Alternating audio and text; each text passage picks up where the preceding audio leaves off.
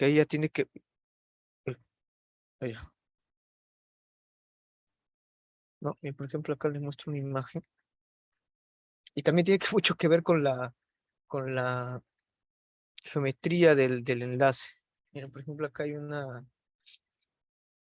el tipo de orbital, ¿no? Cuando el átomo, por ejemplo, los enlaces están en forma así vertical, se forman estos enlaces tipo pi, cuando están en forma así horizontal, como está en el ejemplo, se forman enlaces tipo delta, creo que es esta letra.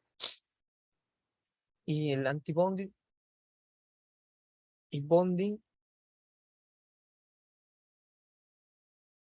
tiene mucho que ver con esto, con la geometría. A ver. Ingeniero, no se está viendo la pantalla, su Ah, pantalla. perdón, me olvidó. A ver, zoom por No, un momento. sí, gracias. A ver,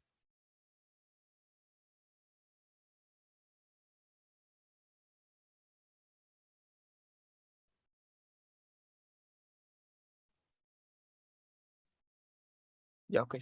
Hoy se ve, ¿no? Ok. Entonces, como le mencionaba, el antibonding y bonding tiene mucho que ver con la geometría de los enlaces. Cuando está en forma horizontal, ya se considera, por ejemplo, un enlace tipo delta, y cuando está en forma vertical, es un enlace tipo pi, ¿no? Eso es con la dimensión. Cuando vemos con la geometría o la forma del lóbulo, ahí tiene mucho que ver el tipo el tamaño del enlace. Aquí pueden ver el bonding, que es el enlace donde los átomos, donde los electrones que están aquí, por así decirlo, flotando dentro de aquí, hay una mayor probabilidad de que se encuentren acá, ¿no? En cambio, en el antibonding, como que hay una menor probabilidad de que se encuentren en esta región. Tiene mucho que ver con la geometría de los lóbulos y el tipo de enlace. Pero eso no tiene que ver ahorita por ahora con características internas como la luz o la temperatura. Eso recién lo vamos a ver. Pero tengan siempre en cuenta eso que hay para el caso de los semiconductores y también para otros materiales. Estos son los dos niveles principales, la banda de conducción y la banda de valencia, que lo vamos a analizar ahora. ¿Ya? Y estos no son, como podéis decirlo, eh, son distancias, sino son niveles energéticos. ¿Ya? Esto hay que tenerlo bien presente. Entonces continuamos. El silicio, este es el diagrama de bandas para el silicio. Como le mencioné, el silicio tiene un ancho de banda, un bandgap también en inglés. A veces me voy a confundir luego si bandgap por el inglés, que es un valor de 1.12 electronvoltios. Acá está, ¿no? Acá está bandgap, banda de conducción y banda de valencia. Un electronvoltio es igual a 1.602 por eso la menos 19 joules, que es la energía necesaria para mover un electrón a través de un potencial eléctrico de un voltio. Es muy buena pregunta. Acá tenemos de nuevo la estructura del cristal, del silicio, ¿no? Con 4 átomos en su, in- en su alrededor. Como podemos ver, ya antes cuando lo veíamos el silicio no tenían estos electrones que estaban acá, amarillos. ¿Qué significa eso? Es que cuando ustedes, ahora sí vamos a hablar sobre efectos externos. Cuando ustedes, por ejemplo, el silicio lo calientan, como hemos visto en el ejemplo anterior, ¿qué es lo que hacen? Es que lo que ocurre es que ustedes le están dando energía térmica a los electrones que se encuentran en la banda de valencia. Y con esa energía térmica, los electrones son capaces de saltar de la banda de valencia a la banda de conducción.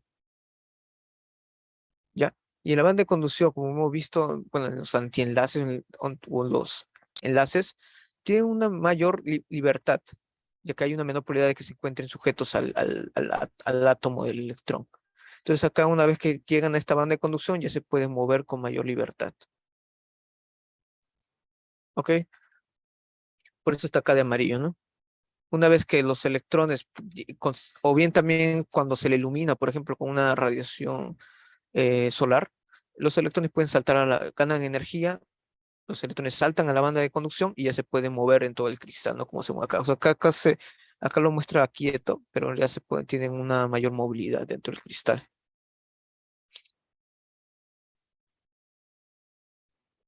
Y es el motivo por el cual cuando veíamos el ejemplo de ese GIF, donde cuando se calentaba el silicio, mostraba una mayor corriente, justamente por eso es que los electrones ganan una mayor cantidad de energía con el cual se pueden liberar y pueden desplazarse durante todo el cristal, o sea, se vuelve un poco más conductor, ¿ya? Entonces, a base de eso, los materiales se pueden clasificar también viendo su estructura de bandas. Recuerden que acá tenemos la banda de conducción, la banda de conducción y el bandgap, ¿no? La banda prohibida. En los semiconductores como que tienen una banda, como que tienen un bandgap, una banda prohibida intermedia, me parece que es máximo hasta 3 electronvoltios de un 1 o de 0,7 electronvoltios para el germanio y de 3 electronvoltios no me acuerdo qué elemento, pero allí creo que llega hasta ahí los semiconductores, ¿no? Entonces podemos ver acá que representan a los electrones de rojito y cuando un electrón salta, deja un espacio que se llama hueco y lo ponen tan así de azul, ¿no? Y ya está acá también. En el caso ya, y como pueden ver acá también muestran la estructura cristalina del semiconductor. Acá lo están representando como que este átomo por acá, por ejemplo, acá que está de blanco, ha perdido un electrón, por lo cual como que se ha quedado ionizado y sus electrones se pueden mover libremente, ¿no? Por todo el cristal. Este otro de acá, el metal, por ejemplo, en base a modelos también físicos, el metal no tiene un band gap, no tiene una banda prohibida, por el cual sus electrones están, el nivel de la banda de conducción y la banda de valencia están solapados, o eso quiere decir que están como intersectados entre los dos, por lo cual los electrones que están en la banda de valencia pueden fácilmente cruzar a la banda de conducción y tener libertad de moverse, ¿no? Justamente ese es el motivo por el cual los metales tienen una alta conducción, ¿no? Y como pues lo representan acá, están acá los átomos, los núcleos positivos y sus electrones ahí liberados, ¿no? Todos los electrones, prácticamente todo el cristal, se están moviendo libremente. Y por último tenemos los aislantes. Los aislantes tienen un band gap muy grande, es alrededor de 7 electronvoltios para arriba, creo, no me acuerdo muy bien, 5 electronvoltios, 7, pero es un band gap muy grande. Con lo cual, la energía que ustedes le puedan calentar o bien irradiar no va a ser suficiente para el cual un electrón pueda saltar a de la banda de valencia a la banda de conducción, por lo cual todos los electrones y todos los en el átomo están como sujetos el átomo, por lo cual no hay ningún tipo de conductividad, ¿no? Y esta es la propiedad básica e importante de estos tres tipos de materiales. Acá también hay otro ejemplo, donde muestran ya los átomos, ¿no? Podemos ver que en el caso de los semiconductores, justamente lo que le mencioné, esta propiedad que hacen que se formen estas bandas y que las bandas, los electrones puedan ser capaces de saltar, es justamente porque su último nivel está semilleno, solo tiene 4 electrones, por lo cual presenta este tipo de estructura de bandas, ¿no? En el caso de los metales, en su mayoría tienen un electrón en su último nivel, por lo cual este electrón es el que genera toda esa conductividad, no está libre de moverse de todos los átomos en el cristal del metal.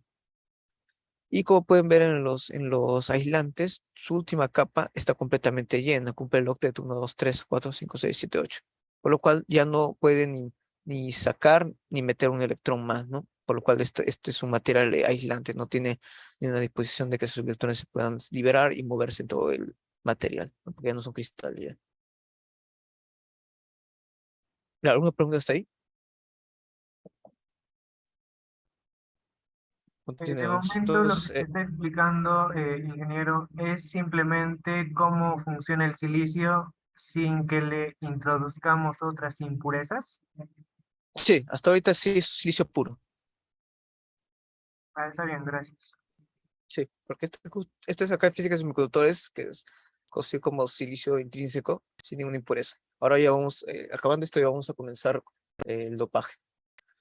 Ya, aquí les muestro la tabla periódica de nuevo. Podemos ver que los semiconductores, principalmente los semiconductores elementales, que es el silicio y el germanio, se encuentran en el grupo 4, pero también podemos hacer semiconductores compuestos.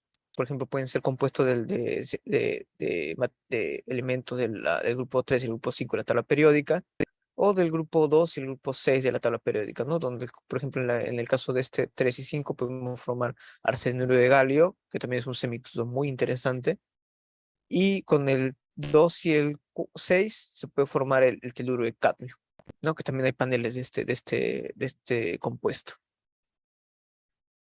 Y acá justamente es la propiedad de la celda unitaria que les mencionaba antes, ¿no? Tenemos la constante red, donde este gráfico se muestra el bandgap o la banda prohibida, la energía de la banda prohibida y la constante red, ¿no? Podemos ver que el silicio y el germanio que se encuentran acá tienen una constante red aproximadamente de 0,55 nanómetros. Por lo cual su bandgap es más o menos entre 1,1 del silicio y el germanio es más o menos 0,7. En caso de los materiales compuestos como el arsenio de galio, donde lo están representando acá, ¿no? De rojo y azul, tiene una constante R más o menos de entre 0,55, 0,60, más o menos por ahí, y presenta un banga más o menos de entre 2, perdón, entre 0 punto algo a 2, ¿no? Y todavía se considera un semiconductor. En el caso de estos otros semiconductores, bueno, de estos semiconductores compuestos del grupo 2 y el grupo 6, que es el teluro de cadmio, selenio de cadmio, y este acá no recuerdo su nombre.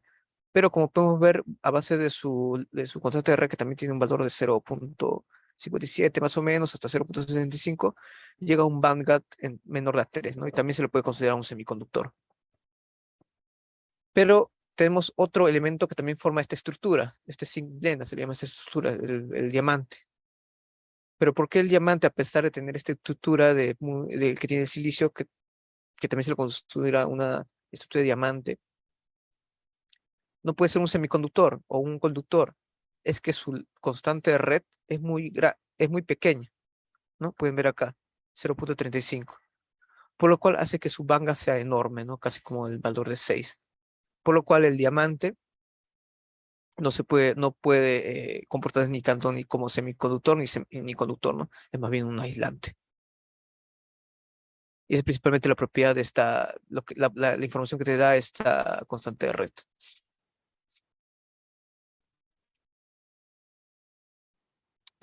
Hay otra propiedad también que nosotros hemos visto hasta el momento que hay la banda de valencia y la banda de conducción, ¿no? Que son como dos, aquí lo pinto demasiado, ¿no? Pero son como dos regiones planas, ¿no? Pero si lo vemos en un cristal que tiene 3 dimensiones, va a formar esta estructura tipo parabólica.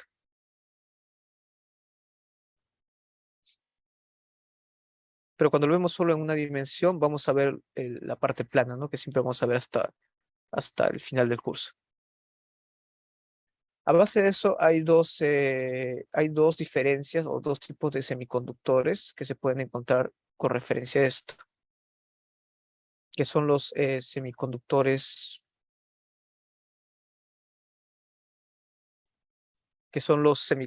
directos e indirectos.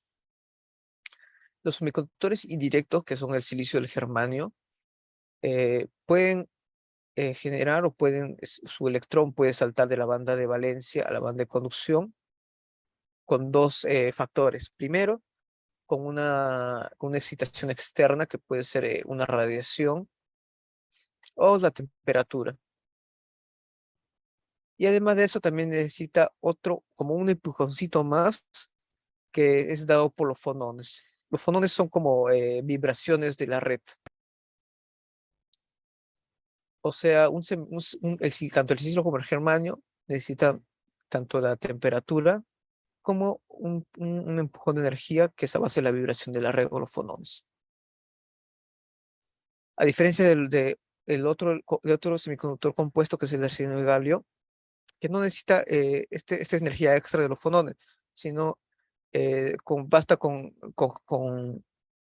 darle un poco de energía, puede ser calorífica o de radiación, que el electrón puede saltar prácticamente en un instante.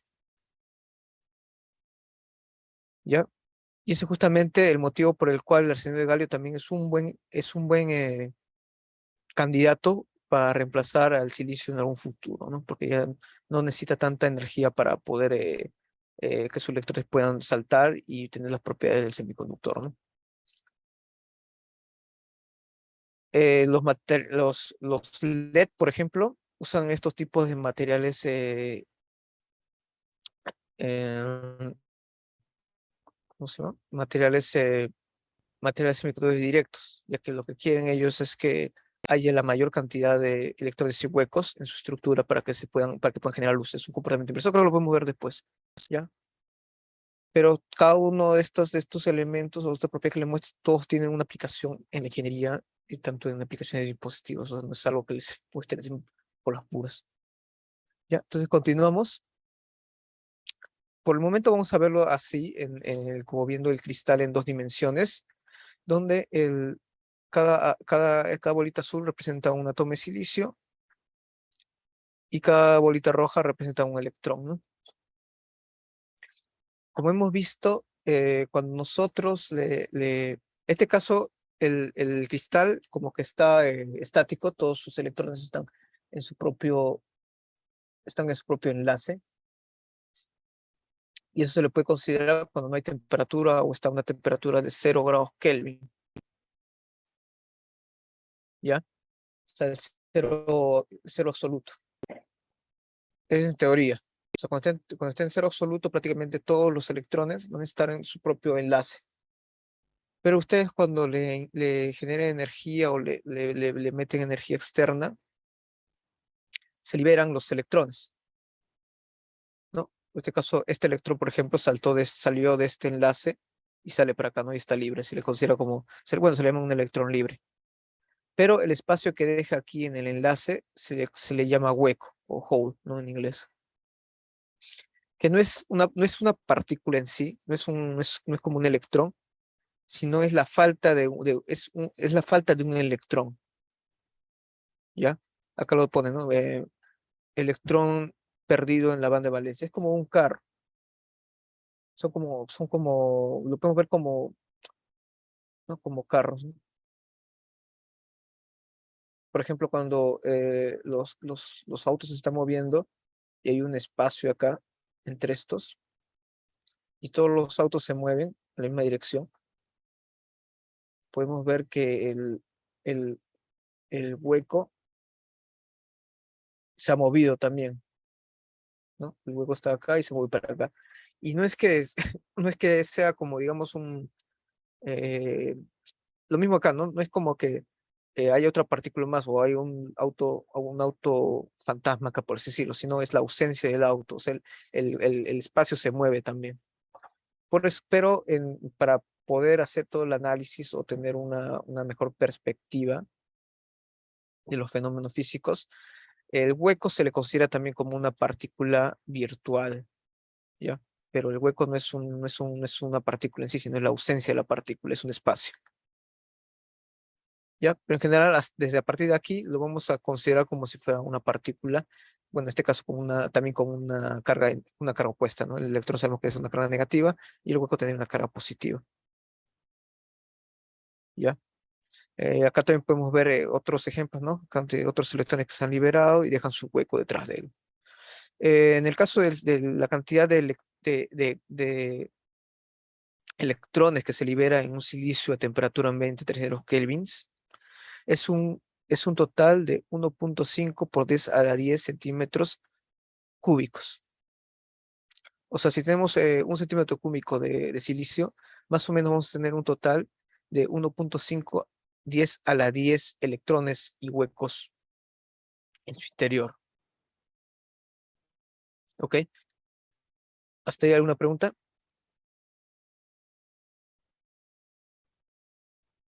Ya, continuemos.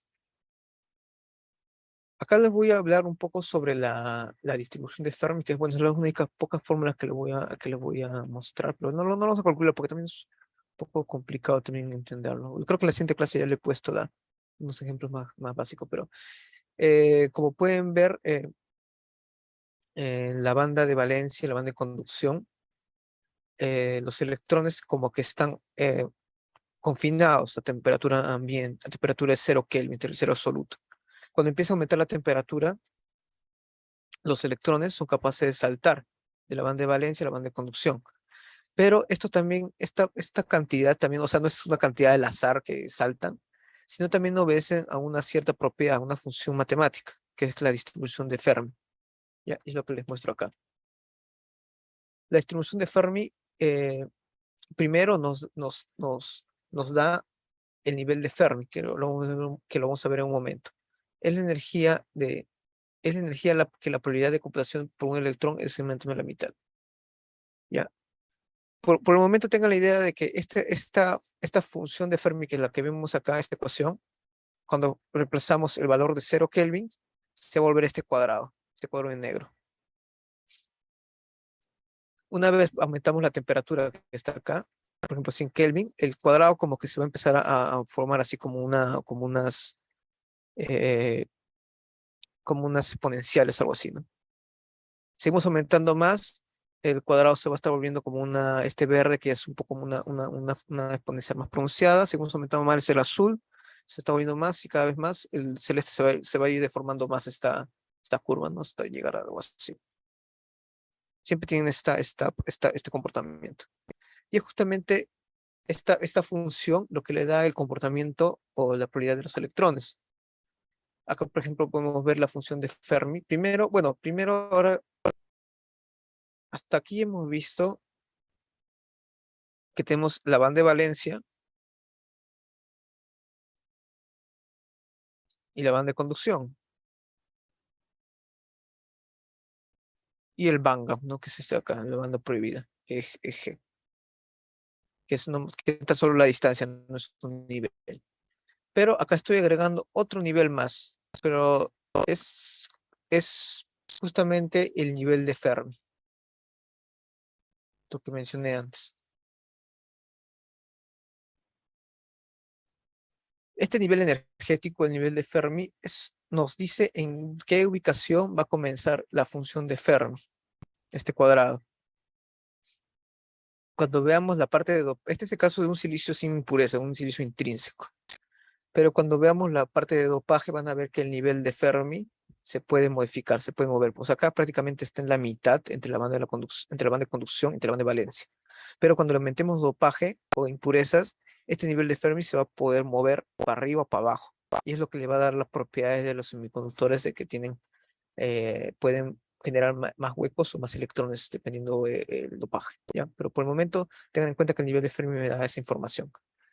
Una vez que nosotros calentamos este semiconductor, este silicio intrínseco, la función justamente que les mostré antes se va a ir deformando, ¿no? Este es una temperatura mayor y vemos que acá, anteriormente, acá es cero prácticamente. Cero, o sea, si lo vemos en forma horizontal, como se muestra acá en esta parte, este nos da valor de probabilidad. Recuerden que probabilidades tenemos un valor de 0 a 1, donde 0 no es probable o no hay ninguna probabilidad y 1 es completamente probable, ¿no? Una probabilidad completa. Y ahí tenemos, internamente tenemos como parámetros, ¿no? Por ejemplo, podemos ver acá que el nivel de Fermi, perdón, la distribución de Fermi me dice que a esta temperatura de 0 grados, en la banda de conducción hay una probabilidad prácticamente cero de que hayan electrones.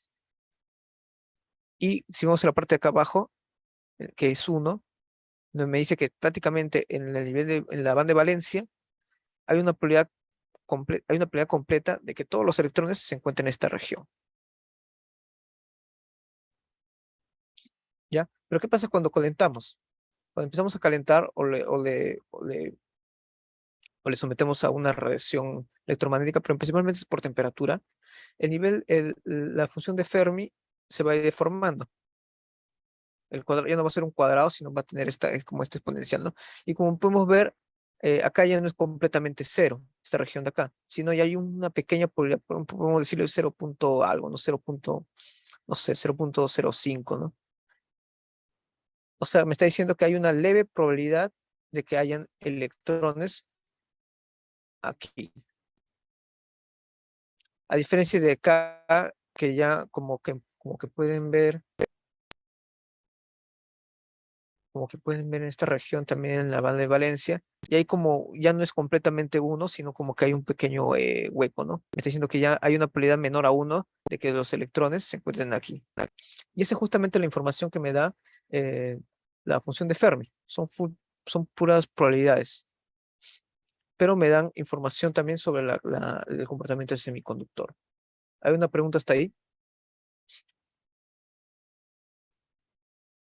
Ya, bueno, entonces estos son conceptos en realidad de física de estados sólidos que sí son un poco complejos de entenderlo, pero espero que se esté entendiendo hasta dónde vamos.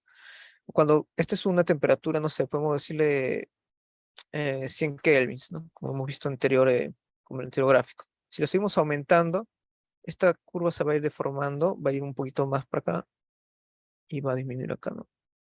Y como pueden ver, el área en esta zona va a aumentar. Eso me dice que hay una mayor probabilidad de que hayan electrones que hayan saltado de la banda de valencia a la banda de conducción. Y es justamente la información que me da estas gráficas, ¿no? Lo vamos a ver más adelante con más ejemplos. ¿Ya? Pero hasta ahí tengan en mente eso. Ahora vamos a hablar sobre qué pasa cuando, bueno, este es otro ejemplo, ¿no? En equilibrio, por ejemplo, semiconductores bajo una fuente de luz. Cuando por ejemplo, este es un semiconductor en equilibrio, se le considera en equilibrio porque no hay ninguna perturbación externa, solo está a una temperatura mayor de cero, pues podemos decirlo ambiente, donde tenemos una cantidad normal de electrones, ¿no? Electrones y huecos de 1.10 por 10 al centímetro cúbico que se generan, ¿no? A temperatura ambiente. Pero ¿qué pasa si nosotros lo iluminamos?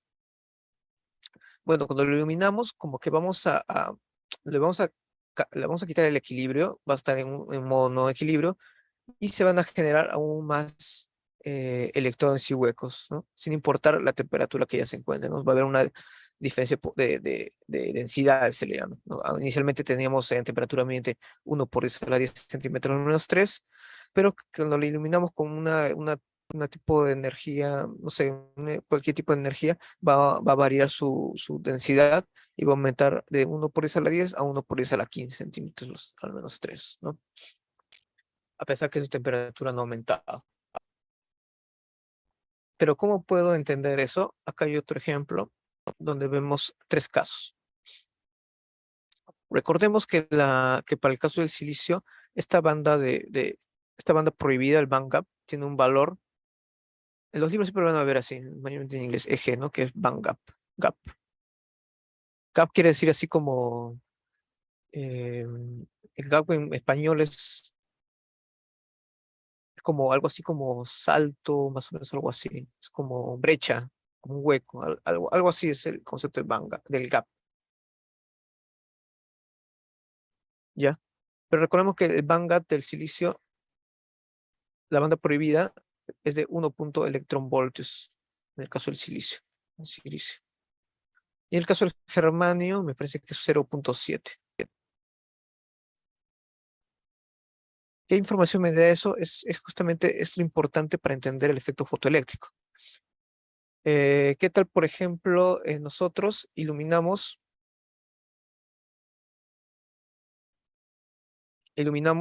esta, esta, esta, este símbolo de acá significa radiación, o sea, una radiación electromagnética, ¿no? Como vimos anteriormente, ya que son ondas. Pero también lo podemos considerar como fotones. Recuerden que la luz o la radiación electromagnética tienen una dualidad onda-partícula. Se pueden comportar como ondas o también como partículas que se llaman fonones en el caso de la radiación electromagnética. ¿Ya? ¿Qué pasa si yo irradio mi semiconductor con una cierta energía? Si esta energía, si este fonón que llega acá tiene una energía igual a mi banda de prohibida, que en el caso del silicio es 1 electronvoltio, y mi fotón de acá de energía tiene, energía del fotón tiene un valor de 1,1 electronvoltio, el mismo valor que la banda prohibida, que lo que va a pasar es que un electrón va a absorber esa energía del fotón, perdón, y va a saltar a la banda de conducción. ¿Ya? Luego, ¿qué pasa si la reacción con la cual irradio mi semiconductor tiene una energía menor que la banda prohibida? Por ejemplo, digamos, energía del fotón, 0,5 electronvoltios. Cuando llega esta radiación electromagnética a mi semiconductor, esta energía es tan baja que prácticamente no, el electrón que llega a absorber ese, ese fotón no va a tener la energía suficiente para saltar, ya que es una energía mucho menor a la banda prohibida, que es 1,5. Entonces, el electrón no va a ser afectado y esta radiación va a pasar nomás, ¿no? Justamente ese es el por qué los vidrios son transparentes. El vidrio me parece que tiene un band gap de, creo que tiene un band gap de 7 electronvoltios. Se lo voy a buscar en internet. Hay band gaps, glass, ¿no? Sí, el vidrio. Y tiene un band gap muy grande, 7 electronvoltios. Y como podemos saber, la radiación electromagnética, la radiación visible, perdón, tiene a lo mucho un valor de 3 electronvoltios, me parece. Entonces el vidrio no va a ser capaz de absorber esa radiación, por lo cual toda la radiación visible que nos llega puede pasar, ¿no? Y es por eso que los vidrios son transparentes, porque su banda es tan grande que deja pasar toda la radiación visible y nosotros podemos ver la radiación que pasa, ¿ya? Luego hay un tercer caso donde la energía del electrón, del fotón es muy grande, o sea, es mucho más grande que el Vanga. Entonces podemos poner como ejemplo, no lo sé, energía del fotón, para este tercer caso, valor de 3 por ejemplo, ¿no? 3 electronvoltios cuando el silicio es 1,1. ¿Qué va a pasar en este caso? Es que el electrón va a absorber, en la banda de valencia va a absorber la energía, pero como es una energía muy grande, el electrón puede saltar a la banda de conducción, pero va a saltar a un nivel mucho más alto de energía. Pero como sabemos por la naturaleza, los electrones no quieren estar en un nivel altamente energético, sino quieren estar en un nivel estable, por lo cual el electrón en un momento va a empezar a decaer, ¿ya? Y va a quedarse en este nivel de la banda de conducción, donde es el nivel más estable. Y esta energía que pierde se va a convertir o bien en vibraciones dentro de la red o también en calor. Es por eso también uno de los motivos por el cual los semiconductores también se calientan, ¿no? Caso del panel, cuando recibe una energía, por ejemplo, ultravioleta, que es una energía muy alta, el panel lo absorbe, sí, lo absorbe, pero libera energía en forma de calor o vibración de la red. ¿Ya? ¿Hay alguna pregunta hasta ahí?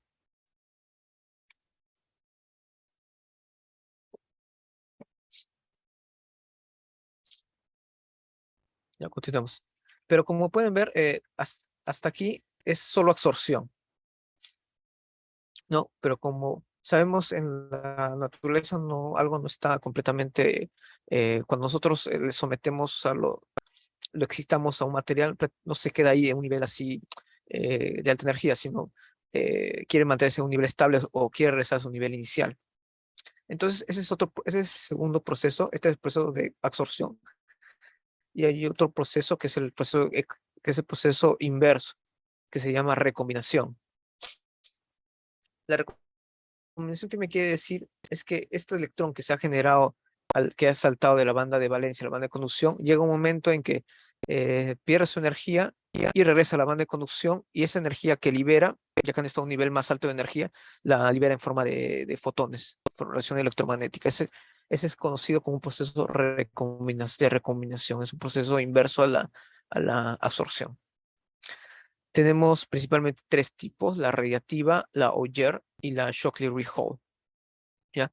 La radiativa, que es la primera que les mostré, es prácticamente eh, cuando un electrón que está arriba en la banda de conducción y un hueco en la banda de valencia se encuentran, como que se atraen un poco y el electrón decae. Baja la banda de valencia ya que como les mencioné, estos son niveles energéticos, ha bajado a un nivel más alto, a un nivel más bajo, esa energía que libera se libera en forma de radiación electromagnética, ¿no? Y ese es justamente el, el, el, el secreto, digamos, el funcionamiento de los LEDs. Lo que hacen es generar una gran cantidad de electrones y huecos en la parte de abajo, en la parte de arriba, y lo que quieren siempre es que se recombine. Por lo cual ya cuando veamos más adelante las celdas fotovoltaicas, también les voy a mostrar un ejemplo de LEDs. Y justamente este es el comportamiento que se requiere, pues, ¿no? Quieren que los electrones y los huecos se recombinen y generen luz, ¿no? Por eso es que los LEDs brillan, porque recombinan los electrones y los huecos. En el caso de la segunda recombinación, que es la recombinación Auger, es más que todo por transferencia energética. Cuando cuando un electrón y un hueco se encuentran, el electrón se decae para recombinarse con el hueco. La energía que genera o energía que genera ya no se libera en forma de radiación electromagnética, sino más bien el mismo electrón o los mismos otros electrones, perdón, absorben esa energía. O sea, este electrón llega acá, se encuentra con este hueco, se recombinan, genera un fotón de energía, pero esta energía no se libera para el exterior, sino más bien excitan a otros electrones. Y como este electrón ha absorbido más energía, este electrón sube a a un nivel más alto energéticamente, y luego con el tiempo va a ir decayendo, ¿no? Esa es una recombinación tipo Auger. Y también hay el proceso inverso, que un electrón con un hueco se encuentran, se recombinan, pero la energía que no se libera al exterior, sino más bien excita un hueco y el hueco también baja a un nivel más bajo de energía. Y luego, como el hueco ya está a un nivel más estable, el hueco sube y esta energía que se pierde, se pierde en forma de calor. Acá hay como una nomenclatura muy común que yo siempre doy ejemplo cuando lo quieren. Bueno, esto también lo vamos a ver en los dispositivos, pero tengan en mente que el electrón se comporta como si fuera una esfera sólida, ya como una esfera sólida con masa. O sea, por la gravedad siempre va a querer caer, ¿no? Y va a querer estar acá en este nivel. Mientras que los huecos son como globos de gas o burbujas. Los burbujas, como sabemos, en el agua siempre quieren estar arriba, siempre quieren flotar los globos, por lo cual los huecos siempre van a tener una tendencia de querer subir, siempre querer este nivel más estable, ¿ya? Y eso es una nomenclatura muy importante para poder comprender los dispositivos. La última recomendación es la recomendación Shockley-Rich-Hall, que es principalmente por impurezas. En la banda prohibida no necesariamente como les mencioné, acá son niveles, todos son niveles energéticos, es una unión de muchos niveles, de todos los átomos que están en el cristal, pero en la banda prohibida también se forman niveles, que puede ser por impurezas. Eso también lo vamos a ver más adelante cuando vemos el tema de dopaje. Pero gracias a este nivel extra o nivel de impurezas, es que un electrón y un hueco se pueden encontrar, justamente porque hay como que este escalón, y es más fácil que el electrón llegue acá y el hueco acá y se recombine, ¿no? Y esa energía se pierde en forma de calor. Justamente estos defectos que hay dentro del banga también es por el cual los silicios policristalinos, perdón, presentan, ¿no? Debido a esos granos, esas estructuras que tiene el policristalino, tiene muchos defectos, por lo cual tiene muchos niveles en la banda de la banda prohibida, en la parte de acá. Y justamente el motivo por el cual no son tan eficientes, ¿no? Tienen muchas impurezas, por lo cual presentan muchos niveles internos y producen este tipo de recombinaciones. Ya, ¿hasta ahí alguna pregunta? Ya vamos a pasar al dopaje.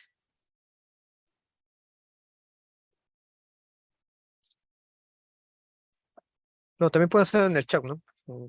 Si no pueden hablar. O no tiene muy bien claro la pregunta. Bueno, ahora vamos a completar el tema de dopaje. Como les mencioné, hasta aquí es el silicio puro, el silicio intrínseco. Y las propiedades que tiene un semiconductor es que se pueden prácticamente generar estos electrones o huecos, dependiendo por temperatura o por una radiación externa, ¿no? Pero como podemos ver en nuestros dispositivos, todos que tenemos en nuestros celulares, nuestras computadoras, nuestras celdas solares, o no sé, ¿no? Todo lo que tenemos en nuestros hogares, no nosotros internamente no lo estamos metiendo calor o irradiando, ¿no? Para que tenga sus propiedades, sino más bien justamente es el secreto de los semiconductores, ¿no? Que pueden variar su conductividad dependiendo de la cantidad de electrones y huecos que tienen. Pero, ¿cómo puedo hacer generar eso sin eh, calentación externa? O sea, yo no estoy calentando mi semiconductor siempre para que pueda funcionar, o no sé, ¿no? O mi panel lo estoy calentando para que pueda funcionar. Entonces, ahí viene ya el tema del dopaje. El dopaje quiere decir ese proceso para manipular la concentración de portadores de cargas móviles en un semiconductor agregando impurezas. Los portadores son prácticamente los electrones y huecos. En el caso de los semiconductores, tenemos dos clases de portadores, positivos y negativos, que son los electrones y huecos, ¿no? En el caso de los metales, solo hay un tipo de portador que serían los electrones, ¿no? Luego, los átomos de silicio en la red cristalina son sustituidos por otros elementos. Ya eso lo vamos a ver ahora. Y los átomos dopantes para el silicio tienen 3 electrones tipo P o 5 electrones tipo N. Eso también lo vamos a ver ahora. Entonces, hay dos principales candidatos con el cual se dopa normalmente el silicio, que es el boro y el fósforo. El boro del grupo 3 y el fósforo del grupo 5. Entonces, ¿qué es lo que pasa cuando ingreso partículas o átomos, perdón, de estos elementos en mi red cristalina? Justamente lo que pasa es esto, ¿no? Acá está a temperatura 0 grados, tenemos el silicio así prácticamente con todos sus enlaces llenos. Pero cuando, por ejemplo, agregamos fósforo, el fósforo, recuerden que es el grupo 5, por lo cual tiene 5 electrones de valencia, por lo cual acá estaría formando un electrón en este enlace, 2 electrones en este, 3 electrones y 4 electrones, y el quinto estaría acá en el aire, ¿no? En este caso también. Pero en el boro, por ejemplo, como podemos ver acá, es el grupo 3, lo que quiere decir que tiene 3 electrones en su última capa o 3 electrones de valencia, por lo cual solo tiene, como para formar los enlaces, los bracitos solo tiene 3 electrones disponibles, ¿no? Que sería el uno, 2, 3. Acá como que está incompleto o es como si fuera un hueco, ¿no? Acá también. Entonces, eso como se puede ver en la celda unitaria, se ve acá, ¿no? Acá lo han representado el boro, que tiene 3 electrones de valencia, perdón, ya como que muestra un enlace más así como incompleto, ¿no? Como que está un poco más pequeño, ¿no? Tiene un enlace normal, el átomo del boro en el centro, el silicio en los otros lados, pero este es justamente el electrón que le falta, ¿no? Como que acá hay un bracito más débil. En cambio, acá cuando tenemos el fósforo en el centro con los átomos de silicio en los otros lados, vemos que el electrón, que el fósforo tiene 5 electrones de valencia, justamente es el electrón extra que tiene, ¿no? O sea, prácticamente hay un electrón libre por ahí. Y justamente ese es el motivo por el cual se topa con estos elementos, justamente para propiciar la mayor cantidad de electrones y huecos, perdón, huecos y electrones, ¿no? Acá podemos ver este gráfico. En el caso del silicio intrínseco o puro, cuando está a una temperatura mayor de 0 Kelvin, se libera un electrón, ¿no? Y deja un hueco.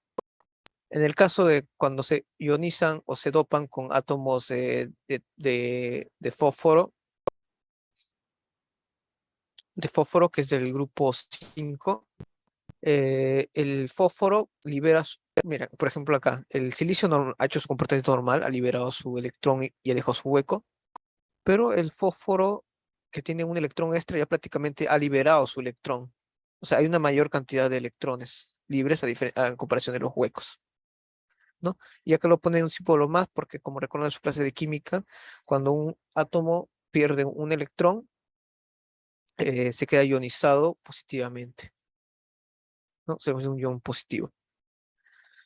Y en el caso ya, y este se lo considera un semiconductor tipo N, ¿ya? Porque tiene una mayor cantidad de electrones que representa la N. ¿Qué pasa si ahora dopamos con boro? Hay un comportamiento inverso. Como podemos ver acá, el átomo de silicio, ¿no? Ha hecho su comportamiento normal de liberar su electrón y su hueco, ha dejado su hueco, pero en el caso del boro, como le falta un electrón, prácticamente el boro quiere completar su enlace.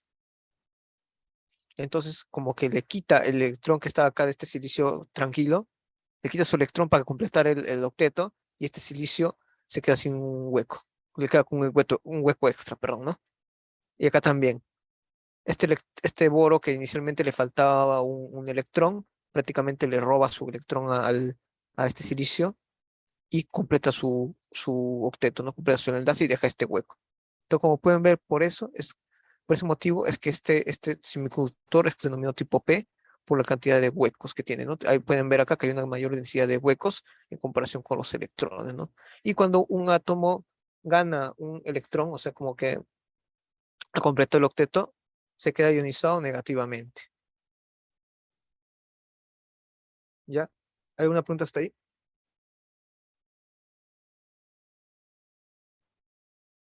Y continuemos.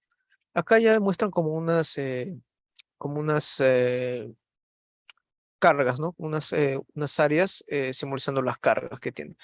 Como este átomo del tipo N, que es el boro, perdón, fósforo, me confundo, disculpen, fósforo, ha quedado ionizado positivamente, tiene como una región, más este de acá tiene como una región de carga positiva. En cambio, el tipo P que ha perdido su electrón, que es el boro,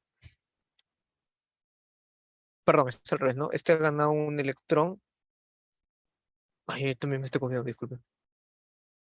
Dice, este ha perdido su electrón porque lo ha liberado, este ha quedado ionizado positivamente. Y este acá, este átomo de boro, que han ganado un electrón, han quedado ionizados negativamente, por lo cual tiene una carga, un campo, sí, un campo eléctrico negativo, que este de acá tiene un campo eléctrico positivo. ¿Ok? Ya, ¿y esto cómo se ve en las bandas? En las bandas se ve así, miren. Como tenemos ya, esta es diagrama de bandas para un silicio dopado. Acá tenemos el silicio intrínseco, que hemos visto desde el comienzo, donde tenemos el nivel de Fermi. Aquí ya entra a jugar el nivel de Fermi. El nivel de Fermi lo tenemos en la mitad, ¿no? Y como recordar, el nivel de Fermi me da justamente me indica dónde está esa función que les decía, ¿no? De probabilidades. Esto también lo vamos a ver en la siguiente clase con mayor detalle. Pero ¿qué pasa cuando nosotros dopamos o ingresamos una mayor cantidad de electrones, en el caso de un dopaje tipo N? Lo que hace es que el nivel de Fermi se desplace. De lo que estaba inicialmente en la mitad, prácticamente se acerca mucho más a la banda de valencia, perdón, a la banda de conducción, ¿no? Lo que hace que mi función de probabilidad se mueva también, ya no está acá, sino está acá. Y como pueden ver, cuando haya una área, el área que les estaba explicando hace rato, hay una mayor cantidad de área, por lo cual hay una mayor cantidad de de probabilidades de que hayan electrones que se hayan liberados, ¿no? Por eso es un tipo N. A diferencia del tipo P que tiene un comportamiento inverso, por así decirlo, el nivel de Fermi ha bajado, ¿ok? Por lo cual esta función que le digo, la distribución de Fermi va a estar acá prácticamente va a ser cero, que lo dijo un poquito mal, y acá recién se va a levantar, ¿no? Y acá va a estar algo así. No, debería ser más pronunciado todavía, creo. Algo así, ¿no? Bueno, lo que al final lo que me quiere indicar acá es que prácticamente en un tipo P, va a haber una menor probabilidad de que hayan electrones, pero más bien va a haber una mayor cantidad de que hayan huecos. Y es justamente la información que me da el nivel de Fermi. ¿Ya? ¿Hay alguna pregunta? Eso lo vamos a ver. Hay otros esquemas que tenía, bueno, que era para la clase de hoy, pero que también nos hemos acabado la clase uno, que se va a ver mejor. ¿Ya? También, pues, ¿qué pasa si ustedes meten más y más impurezas? Se pueden obtener.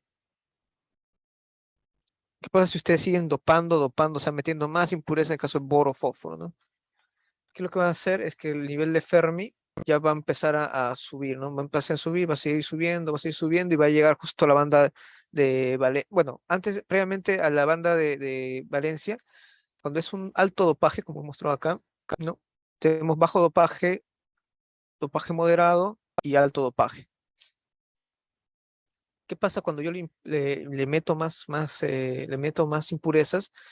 Ya no se considera un material o un silicio tipo N, ¿no? Así lo pueden encontrar en los libros, NC, sino se le llama un semiconductor N+, o N+, ¿no? ¿Y qué pasa si le metes aún más dopaje? Se considera un semiconductor tipo N++, ¿no? Que cuando está acá, pero ya pierde un poco el comportamiento de semiconductor y más bien ya se considera como un semimetal, me parece. ¿Ok? Eso también yo también no soy un experto en esa parte, pero es así así lo van a encontrar la denominación en los libros, ¿no? N más o N plus más, o N también, ¿no? Cuando es un dopaje moderado. Cuando es un alto dopaje es N más, y cuando es un muy alto dopaje N plus plus.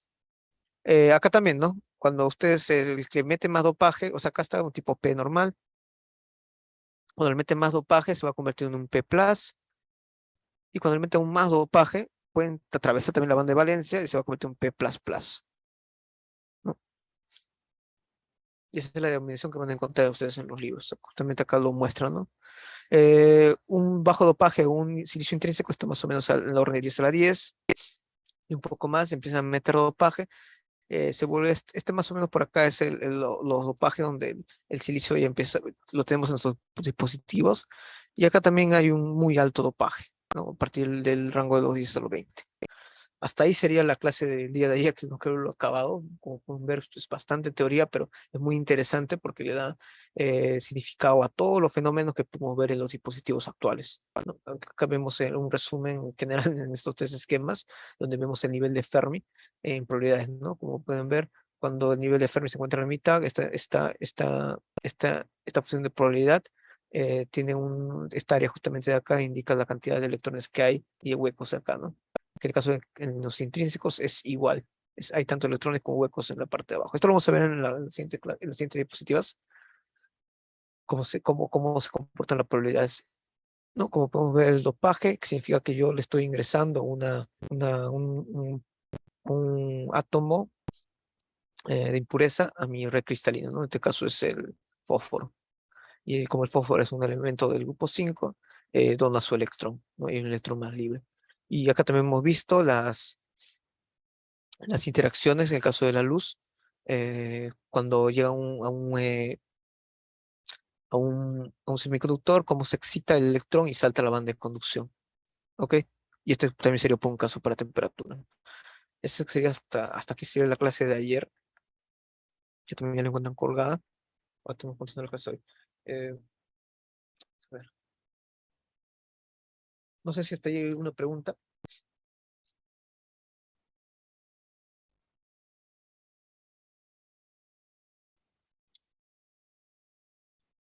Ya. Em, lo que vamos a ver en esta clase, la clase número 2, ya vamos a continuar con el tema de dopaje. Vamos a ver un poco también de esta función de probabilidades. Eh, También un poco vamos a hablar sobre transporte de portadores, y ya vamos a hablar cómo se mueven los electrones internamente. También tiene mucho que ver la velocidad, ¿no? Acá vamos a ver la unión P y N, que es la base de todos los dispositivos semiconductores, y cómo se forman las bandas cuando yo uno un semiconductor tipo P y es tipo N, ¿no? La unión P-N junction, como se conoce, una unión P y N, ¿no? Y sus propiedades. Vamos a ver hasta dónde llegamos porque nos quedan como unos 20 minutos. Pero como les menciono, entender este funcionamiento, ustedes en los libros muchas veces yo creo que lo han visto y también lo he visto cuando estudio electrónica, a este nivel, ¿no? Cuando tiene un diodo, lo conecta a una una fuente eléctrica externa. Cuando lo conectas en un sentido conduce, cuando lo conectas por el otro sentido, en polación inversa no conduce, ¿no?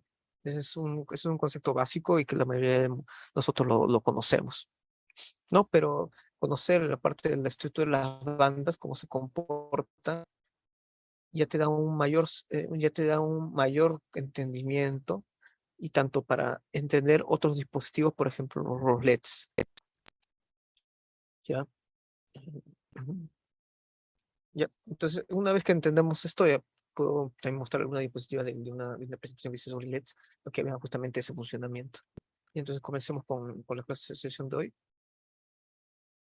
A ver, un momento, tomar agua.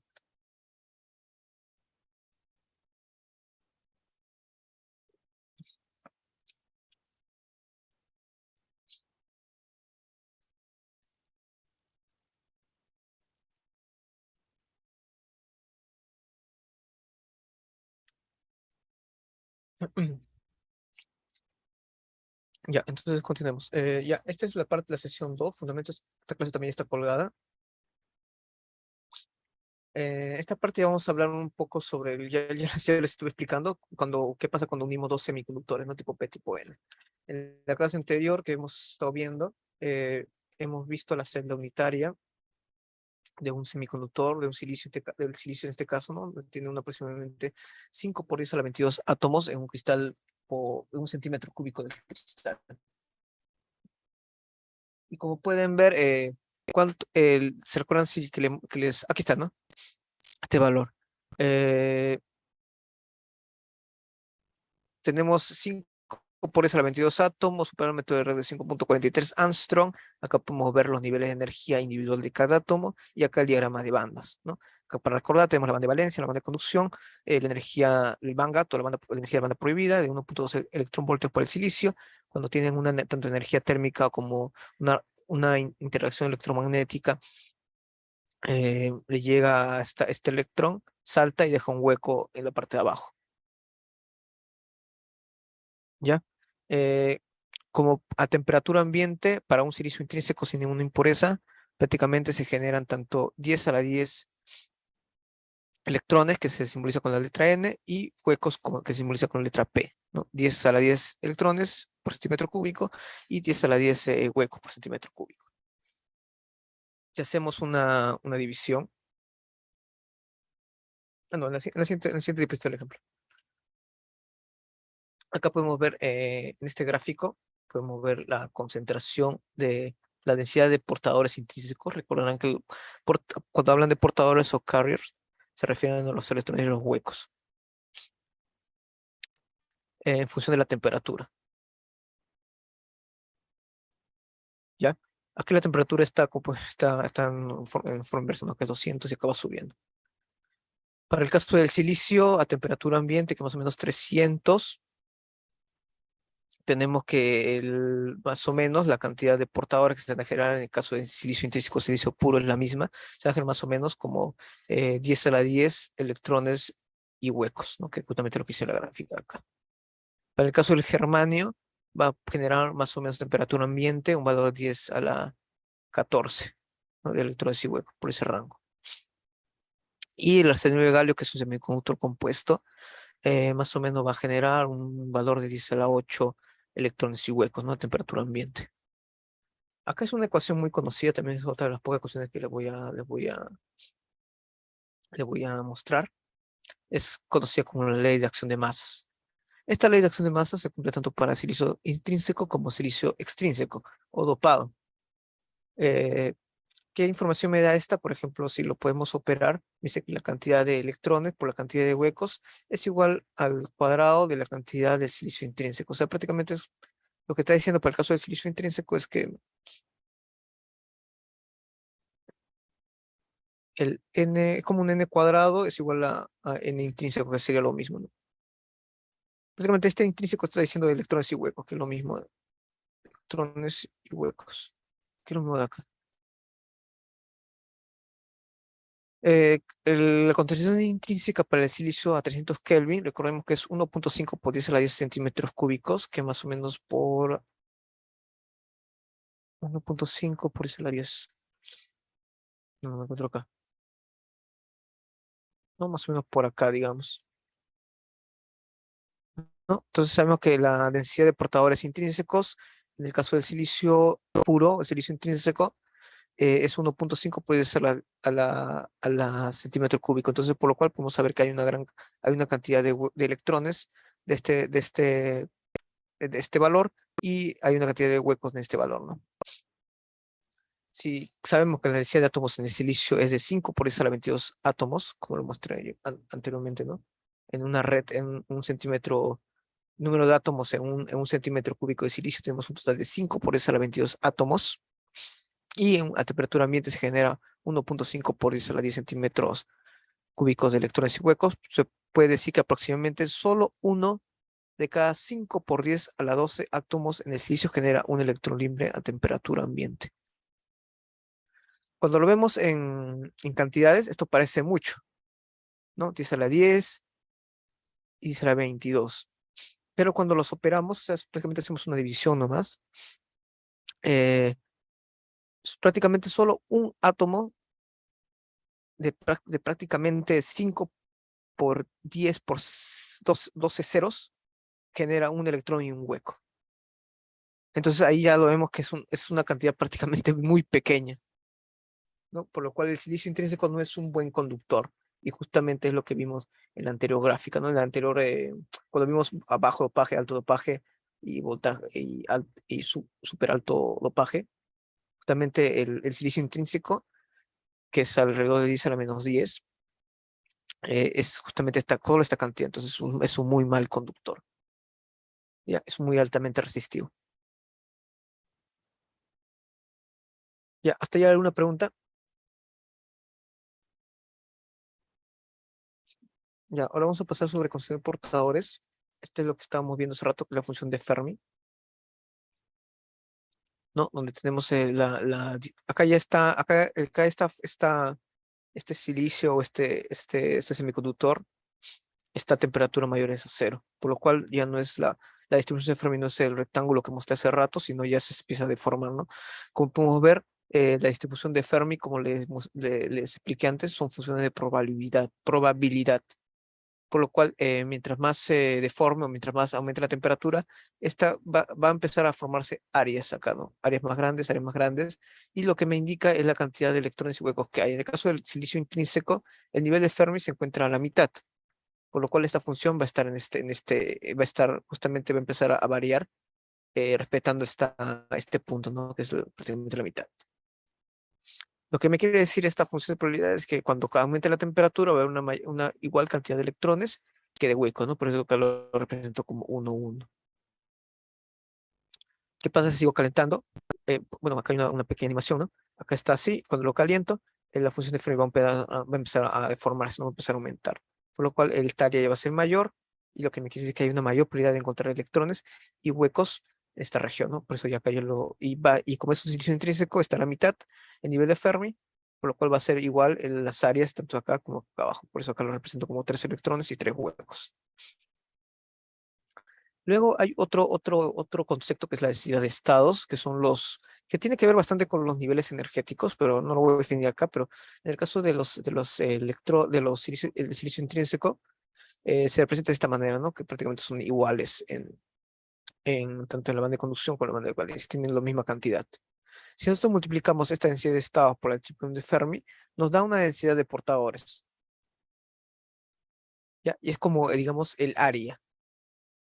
Si podemos calcular esta área, podemos saber la cantidad de portadores y huecos que hay en el semiconductor, ¿no? En este caso, esto es un ejemplo hipotético, ¿no? Si saco esta área, más o menos va a salir un valor de 3 y me indica que acá hay 3 electrones. Si integro esta área, como es la misma tanto para arriba como para abajo, prácticamente me van a salir 3. ¿Ya? Pero eso es solo para el silicio puro o silicio intrínseco. Acá hemos visto el dopaje, ya lo expliqué anteriormente. Acá también vemos los mismos esquemas. Y acá también, ¿no? Justamente lo que les expliqué anteriormente. Nosotros metemos dopaje, en este caso átomos de fósforo, que tienen un electrón extra y que lo libera, lo ioniza positivamente. Lo que hace es que átomos de fósforo, que también se consideran impurezas, genera sus propios niveles, ¿no? Que se representa acá. Estos que se considera como energía el nivel energético de donadores. ¿Donadores por qué? Porque están donando su electrón, ¿no? Acá lo podemos ver. El boro, perdón, el fósforo eh, libera su electrón prácticamente es como si lo estuviera donando la red, ¿no? Entonces, por eso se le llama eh, energía de donadores o nivel energético de donadores. Como podemos ver acá otro detalle es que el nivel de Fermi que anteriormente estaba en la mitad ha subido, ¿no? Que se encuentra ahí arriba. Acá todavía se deja como referencia el nivel de Fermi intrínseco, pues está con una I, así punteado, que ya no prácticamente no está ahí, sino se ha desplazado a esta parte de acá porque es un semiconductor dopado. ¿No? Entonces, ¿qué efectos tiene en mi semiconductor? Es esta gráfica de acá. Acá podemos ver la concentración de portadores en dos tipos de semiconductores. El semiconductor intrínseco, que se simboliza siempre con la letra I, ¿no? Que está acá, que su gráfica está de acá. Y el semiconductor extrínseco o semiconductor dopado, ¿no? Que es este de acá. ¿Qué me quiere decir esta gráfica? Me da la cantidad de portadores. mm, Creo que no se ve bien por estas flechitas. Un poquito, un momento.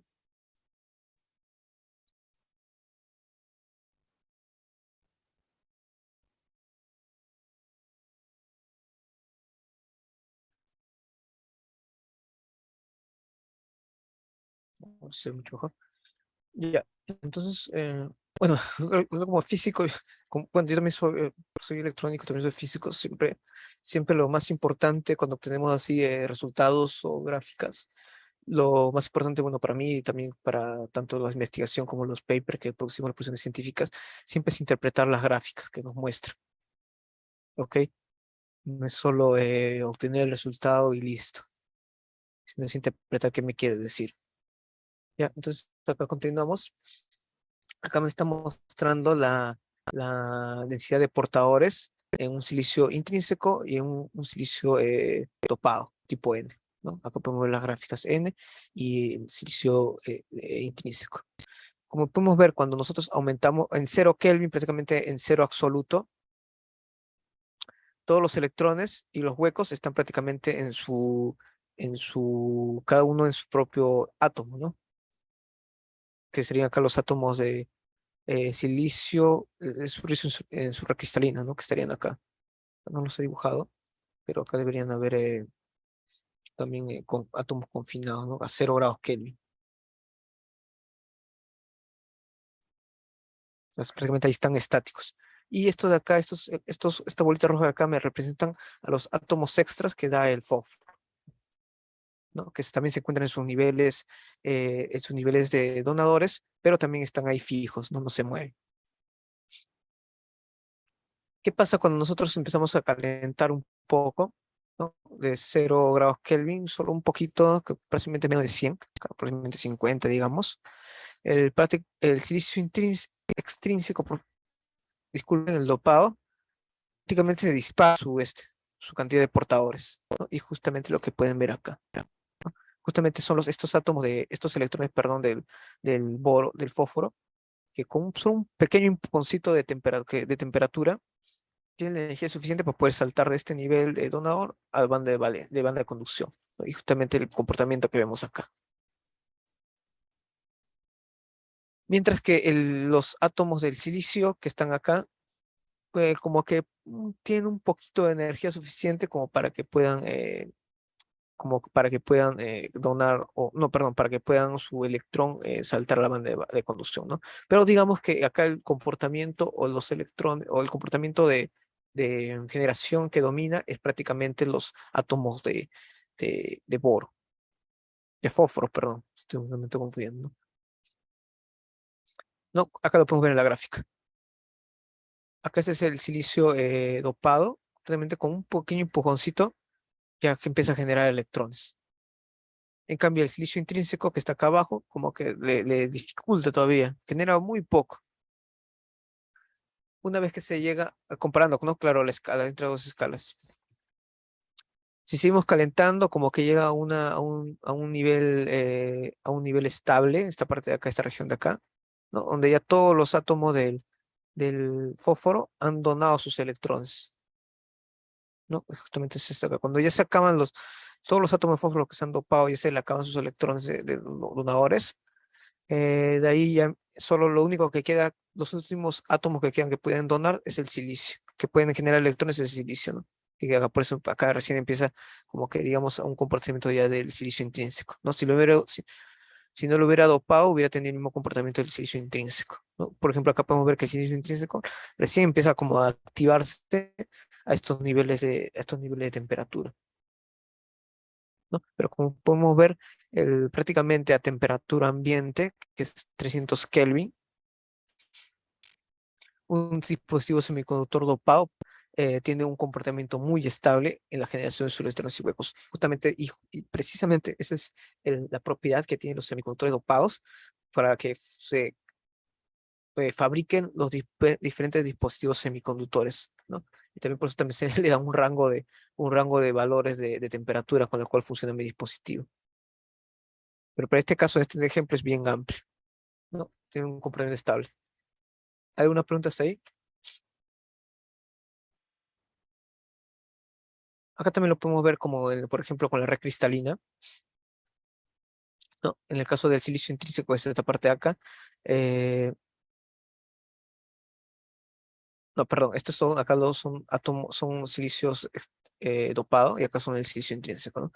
Como podemos ver acá, para el silicio intrínseco, eh, prá- eh, pr- prácticamente acá cuando la temperatura es baja, no tiene energía suficiente para liberar el electrón de hueco, ¿no? Está ahí libera muy poco. Cuando llega a un nivel de temperatura alto, ya puede liberar sus electrones de su hueco. Mientras que el silicio dopado, que está en la parte izquierda, con un pequeño, cuando está a cero absoluto, todos los átomos, todos los electrones están confinados a su átomo de fósforo, ¿no? Pero con un pequeño estímulo de temperatura, prácticamente se dispara su producción de electrones y huecos, y es lo que podemos ver acá, ¿no? Y como lo mencionaba, justamente es esta región donde la región de que los dispositivos semiconductores, digamos, son estables y es por el cual todos los cosas que nosotros hacemos en electrónica funcionan de manera estable, ¿no? Que si lo calienta mucho, por ejemplo, su celular o algo, va a romper esta barrera de producción de electrones y huecos, va a empezar a comportarse de esta manera y lo van a dañar. Pero sí es un nivel extremo. O sea, no se va a comportar de manera estable como lo que está en su hoja de datos. Ah, nos queda un poco tiempo.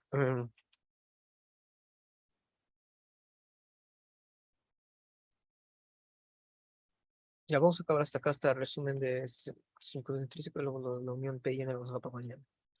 Eh,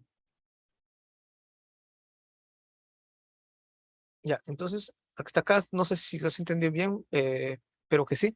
Vamos a continuar. Ya, hasta la anterior diapositiva, la anterior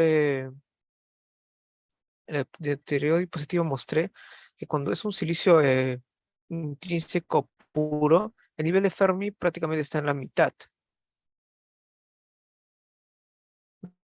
¿no?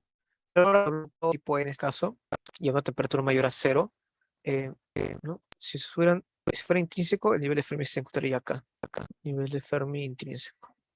Pero cuando lo he dopado, el nivel de Fermi ha subido. ¿Y esto qué me quiere decir? Como les he indicado, el- la distribución de Fermi va a obedecer el nivel de Fermi y se va a desplazar también, ¿no? Y las áreas que se van a encontrar van a ser mucho mayores. ¿Qué me dice esta área? Recuerden que estas áreas son funciones de probabilidad y lo que Fresnel me dice es la cantidad, me da la cantidad de electrones y huecos que hay en mi semiconductor, ¿no? En mi banda de valencia, en mi banda de energía. Acá podemos ver que este tiene una mayor área, por lo cual hay una mayor cantidad de electrones. Y acá hay una menor cantidad de área de huecos, por lo cual hay una menor cantidad de densidad de huecos, ¿no? En este caso para el silicio tipo N.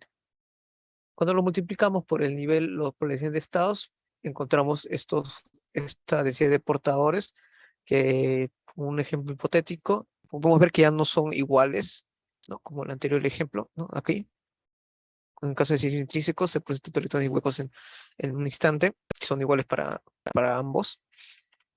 En el caso de segundo caso de un silicio extrínseco o dopado, y vemos que la cantidad de electrones para el caso del tipo N es mucho mayor que la cantidad de huecos, ¿no? No es la misma.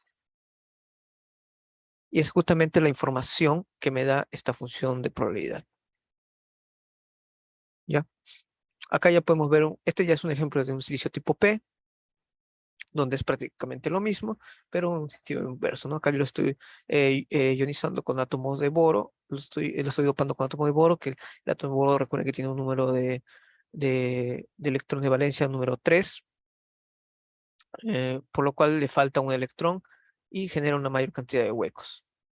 ¿Ya? Quedan ionizados localmente cargados negativamente, ya que el boro ha quitado un electrón del silicio y como ha aceptado un electrón, queda ionizado negativamente, ¿no? Por eso es que acá en el diagrama de bandas se le llama ya no se le llama nivel de aceptor, sino en nivel de, perdón, ya no se le llama nivel de donador, sino más bien nivel de aceptor. Y en este caso, el nivel de Fermi ya tiene un sentido, ya tiene un comportamiento inverso, ya no está en el lado de acá, sino se fue para abajo. ¿Ya? Y eso lo podemos ver bien, igual, como igual que la gráfica anterior, pero en el sentido opuesto, no podemos ver que para el caso del tipo P hay una mayor cantidad, perdón, hay una menor cantidad de electrones en la banda de conducción y hay una mayor cantidad de huecos en la banda de valencia. Y eso es lo que me da la distribución de Fermi, ¿no? La distribución de Fermi que inicialmente estaba en la mitad, ahora se ha desplazado un poco para abajo y vemos que las áreas que quedan, este mucho menor y este mucho mayor, ¿no? Lo que me quiere dar información sobre que hay una mayor probabilidad de que hayan huecos en la región de la banda de valencia y una menor probabilidad de que hayan electrones en la banda de conducción, ¿no? Si lo multiplicamos por la densidad de estados, nos va a salir la densidad de portadores y es el comportamiento inverso. Ya, acá vemos que la cantidad de electrones es mucho menor que la cantidad de huecos, ¿no? Y ese es un silicio tipo P. Este es un problema que tal vez se lo deje para un problema, voy a dejar un problema similar tal vez para el examen o para el examen parcial, donde es prácticamente usar la ley de acción de masas, ¿no? Una pieza de silicio cristalino está dopado uniformemente con átomo de fósforo, grupo 5, eh, fósforo grupo 5, o sea que tiene un electrón extra, por lo cual es un base dopado tipo N. La densidad de dopaje es de 10 por 10 a la 16 átomos de centímetro cúbico, o sea, yo he ingresado 10 a la 16 átomos de boro, perdón, de fósforo. Determina la densidad de electrones y huecos en este material a temperatura ambiente. La edición de 10 a las 16 átomos de fósforo introduce la misma cantidad de electrones libres por centímetro cúbico como a temperatura ambiente, la densidad de portadores intrínsecos, ¿no? A temperatura ambiente sabemos que el silicio genera esta cantidad de electrones y huecos, 1.5, 10 a la 10, mientras que cuando agregue 10 a la 16 átomos, prácticamente es el extra que se va a generar cuando ingreses estos dopantes. Usamos la ley de acción de masa, que es N por P, que es la densidad de electrones y la densidad de huecos, que es la igual a la cantidad de la densidad de portadores en el caso de silicio intrínseco. Lo que me están pidiendo es la cantidad, la densidad de electrones y huecos, la densidad de electrones ya lo conozco por dato, lo único que me faltaría conocer es la densidad de huecos, ¿no? Esto pasa a dividir y quedaría así despejado. Ingreso la cantidad de electrones, de portadores, perdón, intrínsecos acá, que esto es dato por la tabla que les mostré antes, ¿no? 1.5 por la 10 a la 10 del, del silicio puro, y divido entre la cantidad de mi impureza, ¿no? Que sería igual a 10 a la 10 a la 16 átomos, ¿no? Lo pongo acá abajo. Divido y al final me saldría que la densidad de huecos, que es el P, sería igual a 2.25 por 10 a la 4 de huecos por centímetro cúbico. Podemos ver aquí solo comparando, ¿no? Tenemos que la densidad de electrones es igual a 10 a la 16 electrones y hueco es igual a 2 por así decirlo, por 10 a la 4, que es una escala de 10 a la 12. Entonces es más o menos Es más o menos la diferencia que hay en un semiconductor dopado tipo N, ¿no? De entre electrones y huecos. Y es justamente las propiedades que le dan su conductividad. Ya, entonces el resumen de hasta acá de los temas de dopantes. Podemos ver la estructura cristalina del silicio intrínseco puro. Una temperatura mayor a cero, el electrón se libera, que deja un hueco. El, el átomo ionizado con fósforo, que tiene un electrón extra por ser del grupo 5, libera su electrón y deja un hueco. Libera su electrón y como que el electrón se queda ionizado positivamente porque ha donado su electrón.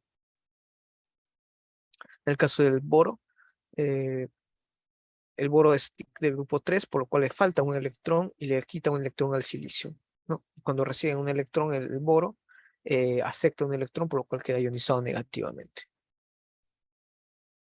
¿no? Ese es un resumen así rápido de lo que hemos visto hasta ahora, ¿no? En el caso de dopaje. Acá ya hablamos un poco sobre movilidad. Eh,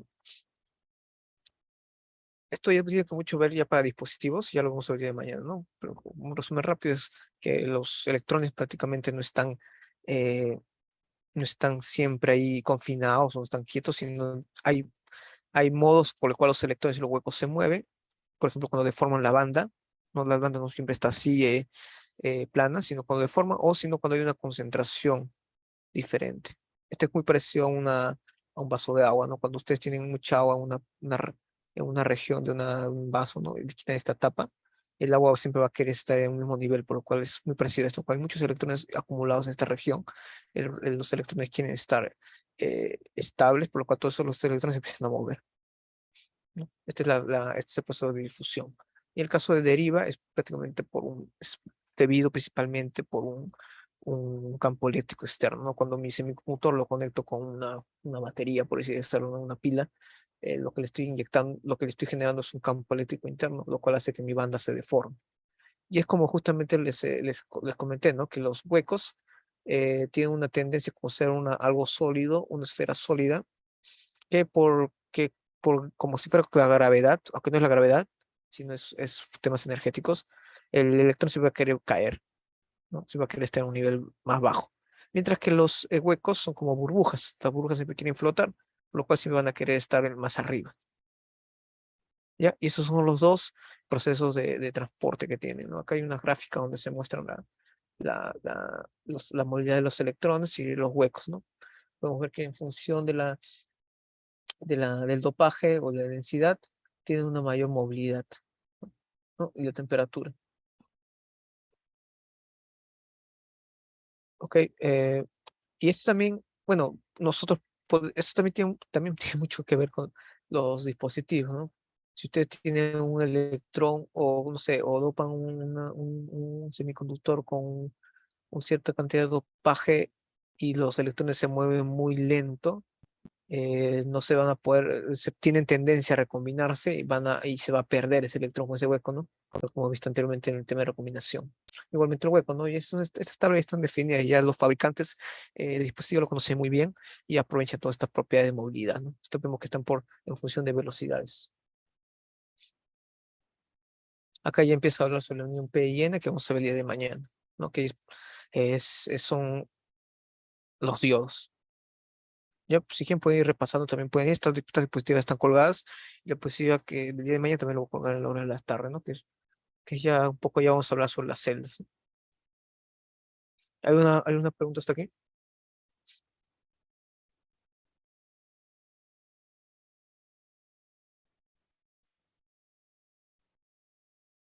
Bueno, no hay una pregunta, muchas gracias por su atención, nos vemos el día de mañana. Hasta luego. Hasta luego, gracias. Buenas noches, Hasta gracias. luego, buenas noches. Buenas noches, muchas gracias.